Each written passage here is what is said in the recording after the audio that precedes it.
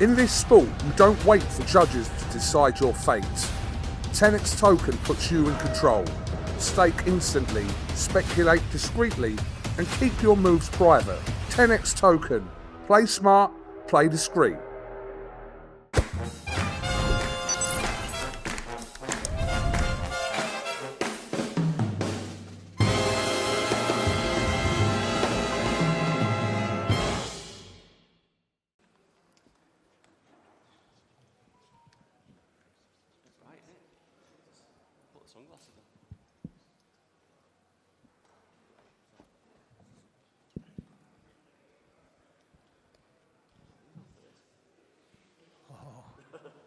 Hollywood.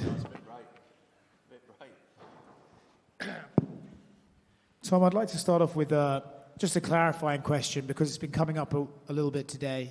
The old arm on the shoulder thing. Ciryl wants to know, is it because you're actually trying to figure out their range? Is it because you're being friendly? Is it a romantic thing? What exactly is the arm on the shoulder thing? I'd say it's around 95% romantic. Yeah. This fight has always been looked at like the next gen of heavyweight, but now you've been preparing for it and you've been studying Ciryl perhaps more than you ever have before. Do you still agree with that assessment? I think so, because we both move unlike regular heavyweights. We both have good footwork, judge the distance well. We don't go in just swinging without any thought, you know what I mean? We're both tactical, technical, good movers, big athletic guys. I think it makes for a good matchup. He was just in here saying that he can manage his distance better than anyone that you fought before, and therefore he will be the one to be able to take you into these deep waters we so often speak about. There's this idea that's being spoken about that you have to finish this fight in 2 minutes to sort of like look as impressive as John and stuff like that. I'm sure you've heard that narrative, but what is your take on it? Did he actually use the word deep waters? He did. Everybody who said the word deep waters gets knocked out in the first minute. Go back and check the media that you've done. So, I'm pretty happy with that. That's good. Obviously, you famously once said that you refused to get into a dick measuring contest with Sergey Pavlovich. Is that something you think you'd be interested in with Ciryl or no? I think I'm fighting a losing battle with that one, unfortunately. There is this thing that's always followed your career where, like, even before you got in the UFC, you couldn't seem to get fights, right? People didn't want to fight you. And then now, even as champion, you have John Jones and Alex trying to fight each other but not fight you. Did you ever think there'd be a moment where you could be in this position and still have guys trying to sort of circumnavigate you and fight other people? No, there's still guys. There's still guys who want it. Maybe just not the bigger names. You know, those guys have done enough to do whatever they want. So I'm the champion. I fight the number one contender. That's how, in my opinion, that's how champions are supposed to work. He's like, you're the guy, you fight the next guy, prove you're the best, and you rinse and repeat that for as long as possible. So for the last one for me, obviously as an athlete from Manchester, I'm sure you thought highly of Ricky Hatton. If you have any thoughts you'd like to share with him about him or anything like that, I'd love to hear it. Yeah, I think everybody who's around my age group, they grew up on watching Ricky Hatton fights, whether you're a fight fan or not. Like if you're from Manchester, or that kind of area, even just from the UK in general, I think everybody knew and loved Ricky Hatton. Like I only met Ricky Hatton a handful of times. I didn't really know him. Obviously got a lot of mutual friends and stuff. But I think everybody felt like they knew him. And just even the stuff, like as an athlete, it's so touching that he fought in Vegas a few times. And there was like 20,000 Brits went. Not 20,000 Brits had a ticket, but 20,000 Brits wanted to just walk on the same ground as Ricky Hatton did on fight week. And it's a great loss. And I'm sending any condolences to anyone who knew him. Obviously, your whole goal was to get that belt in front of you when you started your MMA journey. So I guess, how has life been as a champion compared to what you expected it to while you were chasing this belt?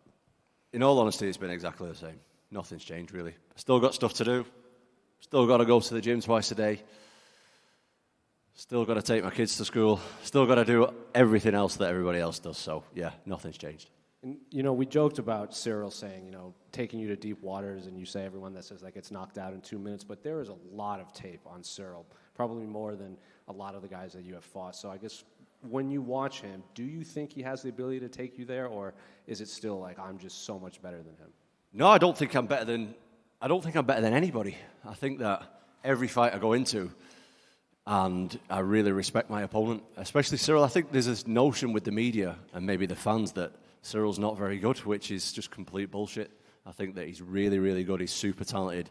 He's been at the top of the division for a number of years, which is not easy to do. He's been an interim champion himself. He's obviously had 2 title shots for the undisputed title as well. So I think the guy's really good. I've took him extremely, extremely seriously. The fact that people expect it to be an easy fight, I don't read into that at all. I think I'm prepared for a really, really hard fight. In a perfect world, how many times would you have fought since that fight in Manchester? At least 2 since. Is the plan still to finish the tattoo on the chest and the torso? Oh, the plan tattoos are never ending. I think we should just avoid that subject. There's a lot of tattoo plans for me, but we'll see. Hi, Tom. How are you? Right here. In a recent interview, somebody asked you if you compare yourself to John Jones, and you said, I am not John Jones or even close to him, but I'm the best heavyweight walking around right now. Do you think you'll always be compared to John Jones because of the fight and because you were an interim champion and all of a sudden Dana White just announced that no, actually John Jones retired? I don't know. I don't know. I have no idea. I want to create my own path and go down that path. I'm not trying to compare myself to anybody else. Look, you got to remember my whole goal in this sport was to do it full time. That was my goal. I've been doing it full time now for a long time. So anything beyond that has been amazing. The fact that I can sit here with the title and be number 1 in the world and the champion and stuff, like, that's just great. So I don't want to be compared to anybody. I'm my own person, and I want to do my own path in my own career. You and I met during Fight Island. Abu Dhabi has been really good to you. You're defending your title here again. How do you feel about Abu Dhabi? I absolutely love Abu Dhabi. It's like a second home to me. I absolutely love it. For me personally, it's very convenient. It's like 6 hours away from the UK, 3 hours time difference. The weather's amazing. The people are amazing. Look, if I could do the rest of my career in Abu Dhabi, I would choose that over anywhere else in the world. I would love to have you here all the time. Last one for me. Is there an added pressure for you? I don't know if that's a repeat of the question that was asked before. Is there an added pressure for you to keep that average of 2 minutes, 2 seconds finish time in the cage? I think everybody's seen me go in there and get quick finishes. So me and I've got one of the best heavyweight teams in the world, if not the best heavyweight team. Some of the best minds in the game, some of the best training partners in the game. We actually discussed, and we've shown what we can do, shown how dangerous I am, and we're going to switch it up this time, and we're going to go out there and win a boring split decision. Good luck, sir. Thanks. Tom for RMC Sport France. 8th main event for Ciryl Gane. 5th for you if we do count the UFC 295 against Pavlovich. Do you leverage that at all in terms of experience? Sorry, just say that again, please. 8th main event for Ciryl Gane. Yeah. 5th for you if we do count the co-main event in Madison Square Garden. So is that advantage for me? Is that what you're asking? I'm asking you, do you leverage that as the experience on Gane's side? Do you weigh that? Well, he's got a lot of experience, but I also have a lot of experience myself. So we both know what the pressure's like. The pressure's not easy to deal with. But look, we'll find out on Saturday. I don't know. We'll see. He just said 3 months out here between Dubai and Abu Dhabi. 3 months, he calls that a bubble. The focus was highly on the ground for him. I tend to think you're lean. Are we going to see a faster, slicker version of Aspinall? My question is, should we summarize your camp as plyometrics going faster and his camp about the ground? Is that pretty much what we should think? I don't know. I think I look leaner, but I'm actually a fair bit heavier than I was in my last fight. So I don't know. I'm not sure. I've been improving in all areas. In the physical aspect, mental aspect, my game's improved a lot in the time I've had away. So I have no idea. Okay. Last one. Common opponents. Spivak, Volkov. Is that a common base? Do you compare, contrast? A little bit, but every fight's different. You never know exactly what's going to happen until you're in there with somebody. So, yeah, we both fought the same guy twice, 3 times apparently. But styles make fights, don't they? Everything's different. You don't know how he's feeling on that night. Sometimes like you go in there and you just don't perform very well. Sometimes you go in there, you perform really well when you don't feel very good. So it just depends on the night, really. Hello, Tom, for French TV as well. You said earlier that you've been preparing many times for the John fight that actually never happened. Can you remind us how many camps have you done? They weren't camps as such. It was just like we were given a time frame of when the fight's going to happen, so we just started preparing for that. It was never like, we were never given like a deadline or signed a contract or anything like that. It was just like, he's going to be ready in this time, and we started preparing. So it wasn't like a full camp or anything. At UFC Paris, we had a few time interview with you, and you told us that you would be really happy if you never go to the second round in your career, if people can still question about your cardio. But yesterday, your father, Andy, he told us he would be really happy that you can go to a decision so people can see that you have cardio. How confident are you that you can demonstrate domination on a 5-round fight? Yeah, as I just said, we're going for a 5-round split decision, close fight win. Jab, just jabs, like just jabbing your way to win. Crowd will be booing after a couple of minutes, and just maintain that slow pace for 5 rounds. That's what we're going for. Thank you. Hi, Tom. Welcome to Abu Dhabi, mate. I know you just mentioned the line that you don't really want to be compared to anyone, but Michael Bisping, who's also here in Abu Dhabi, compare you to Muhammad Ali of the MMA world. Any thoughts on that? I don't know about that, mate. Where's he pulled that one from? Old Bisping. He did an interview with us, and yeah, that was one of his first lines. Yeah. So. I mean, that's a massive compliment, but I've still got a bit more work to do, mate, before then. Can you see the comparisons, though? You do? No. No? No. Okay, all right. You've said previously you want to be an active champion. You don't want to be waiting around for fights. Should you overcome Ciryl Gane, who do you really see left in the heavyweight division? And I know everyone's talking about John Jones, Alex Pereira, but I quite like the sound of Tom Aspinall, Alex Pereira. What about that? I don't know, whatever the UFC want to do. I think it's pretty obvious that they're going to do the winner versus winner. Me and Gane versus Volkov and Almeida. Sorry. Yeah, not like a tag team match. It sounded like I was doing it like a tag team then. No, the winner of us versus the winner of them. I think it's going to be next for the heavyweight title.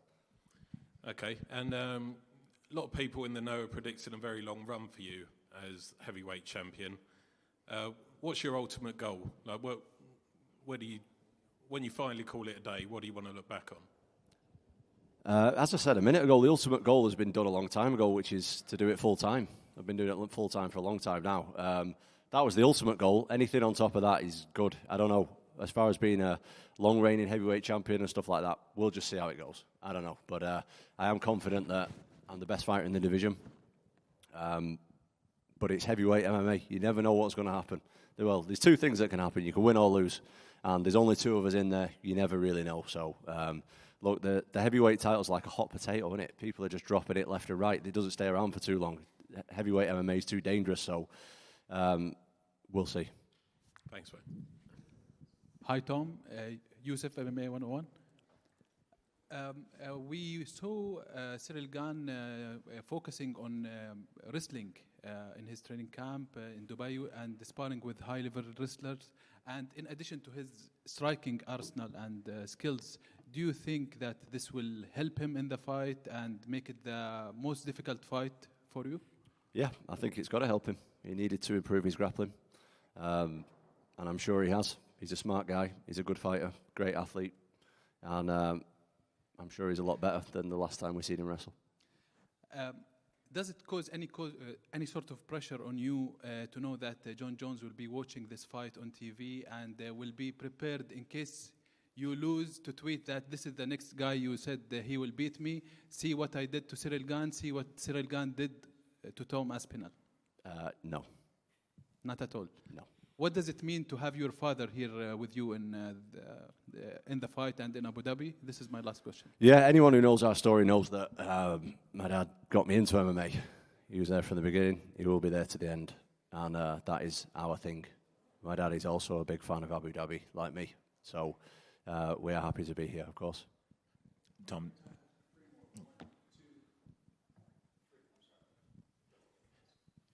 I think it was last year. Tom, down here to your right. Sorry, mate, yeah. I think it was last year when I spoke with you, and you said that you didn't want to be in this game for too long. You said maybe 4 or 5 years, and then rack up a whole load of title defenses, and then leave. Given the fact that you've had 14 months out, has that changed your timeline for your career?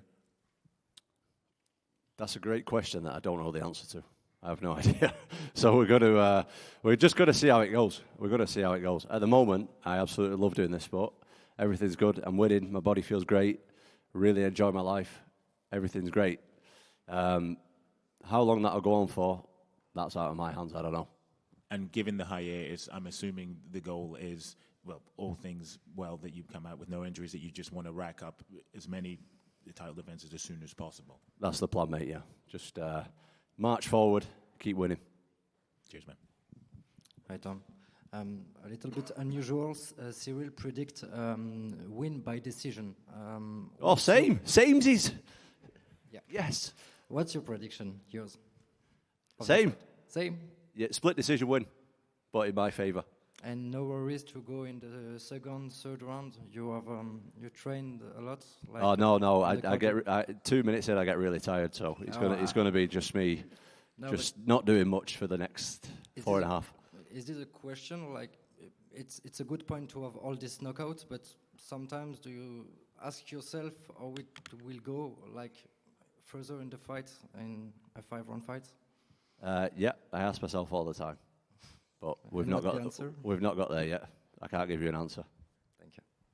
Right. Yeah, Tom, over here. Right. No.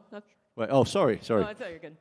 A controversial split decision robbery? No, I'm kidding. I wanted to ask your immediate reaction to Jon Jones. Like, obviously he retired, and then 2 weeks later he says he's back. What was your immediate reaction to that? Oh, I don't care. I'm like focused on my own career. So as soon as they said that I've got to fight, that's all I thought about. To be honest, it's just that I'm fighting, and that's it. Yeah, because Jon said he wanted to fight at the White House, and Dana said 1 billion to 1 chances that happens. What's your opinion of? Do you think he actually fights at the White House? Oh, I hope he gets what he wants. Wish him all the best. Yeah. Thanks.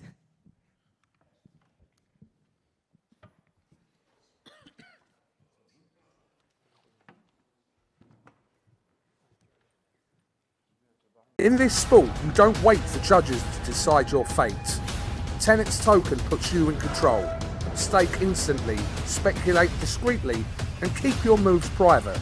Register now for your share of the $250,000 prize pool. Multiple winners, bigger chances. TenexToken.io. Terms and conditions apply.